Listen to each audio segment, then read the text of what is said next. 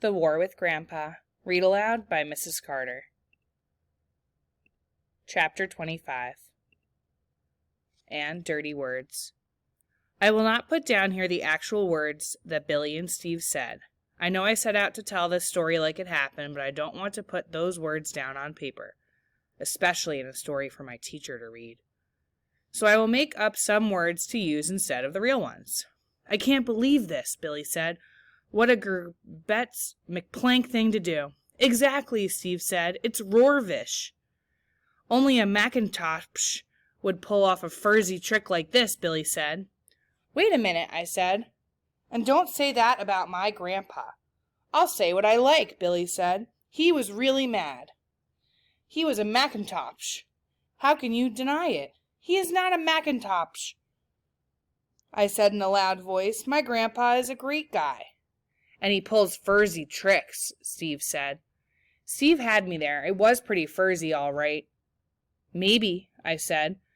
But I sure have given him a couple reasons for it. I started this war, don't forget. Well, the guys went on and on for a while, saying some more Rorvish things about Grandpa, and I defended him.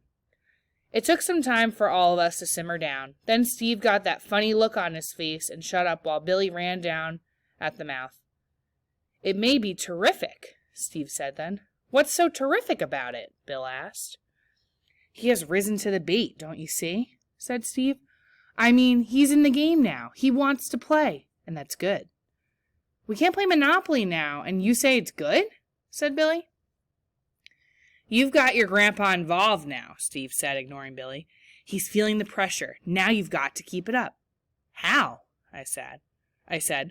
Attack, attack, attack, Steve said. Yeah, Billy said. Hit him again. I'm not so sure, I said. I really wasn't sure either. Burn his underwear, Billy said. What? I didn't think I'd heard Billy right. Sneak in, grab all his underwear, and burn it. A man can't go anywhere without his underwear. And how do you burn underwear? I asked sarcastically. Throw it in the furnace, Billy said. Don't be stupid, I said. I wouldn't go anywhere near a furnace or anything, much less throw underwear into it. Rip it up then, Billy said. Just throw it in the trash, but do it. Not on your life, I said. You're not a secret warrior, Billy said. You're a chicken. I'm a grandson, I said. There are some things I'm not going to do, no matter how much my friends egg me on. Chicken! Will the custodian please? It's not your war, I said. Gerbets McPlank, Billy called me, which he knows I don't like. I didn't say anything back. You've got to do something, Steve said. I will, I said. What? Steve asked. I don't know. When? Sometime, someplace, I said. Steve and Billy both laughed at me then, and a little bit they left, both of them mad at me and me annoyed with them. So Grandpa's first attack really worked after all. It took 3 good friends and made them Rorvish with each other. Chapter 26. Rocker and Roll. You can bet your life I went looking for Grandpa right after the boys left, but he was too clever for me. He hung around the kitchen where Mom was preparing dinner. Then he played a few hands at casino with Jenny. By that time, Dad was home from the office. I didn't get to speak to him alone and in private until after school the next day. And he was up in my room when I got home. He had a big toolbox up there and he was sitting on my bed, carving a little piece of wood with his knife. Hello, Pete, he said in a friendly way. How was school today? I put my knapsack down. A lot you care, I said. I care, Grandpa said. How did you know we were going to play Monopoly? I asked him. Aha, he grinned. A military secret. I suppose you think it was funny? Grandpa chuckled. Wasn't it? Here you guys get together to play a game and surprise! Grandpa took a little piece of wood and knelt down next to my rocking chair. Then he tried to fit it in the hole in the back of the chair where the arm kept coming loose. Just a touch too big, he said. You're fixing my rocker? I said. Trying to, Grandpa said. He had a piece of sandpaper and was rubbing that little piece of wood like crazy. Are you going to glue it again? I asked. Nope, said Grandpa. Glue won't do it. I'm repegging it, Pete. You see the hole in the back of the arm? I took the old peg out. It used to fit in this other hole here in the back of the rocker. Grandpa tried to put a little piece of wood into place, but it wouldn't fit. Just a little more sanding now, he said. What about all the stuff from my Monopoly game? Can I have it back now? Not until, he said. Until what? Until our little disagreement, or whatever you want to call it, is over. I looked at Grandpa, but he was busy sanding. I don't think that's fair, I said. It's not, he said.